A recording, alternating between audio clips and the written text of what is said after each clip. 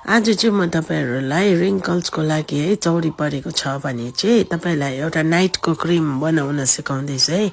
तपाईले every night यो लगाएर चाहिँ आफ्नो अनुहारलाई चाहिँ मसाज गर्नुपर्छ अनि त्यतिकै राखेर सुत्नुहोस् है। त्यसको लागि चाहिँ सबैभन्दा पहिला चाहिँ हामीलाई चाहिन्छ कोकोनट ओइल, नारियलको तेल है, भर्जिन कोकोनट ओइल भयो भने अझै राम्रो हुन्छ है। मैले चाहिँ यो मेरो स्पुनको फेदपट्टिबाट दुई पल्ट चाहिँ भर्जिन कोकोनट ओइल हालेको छु अनि अर्को चाहिँ यो भयो भ्याजलिन है। भ्याजलिन देख्नुभयो होला। अनि यो चाहिँ भयो एलोभेरा जेल है।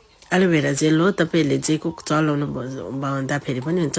सबसे मेन इन्ग्रेडियन्ट्स भनेको यो चाहिँ क्यास्टर ओइल है। यो क्यास्टर ओइल चाहिँ तपाईले भुल्नु हुँदैन है। बराबरती मात्रामा लिनुहोस् अनि यसरी बनाउनुहोस्।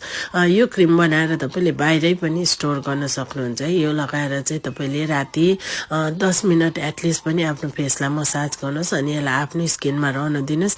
यसले चाहिँ भित्रसम्म गएर तपाईको चौरीपनामा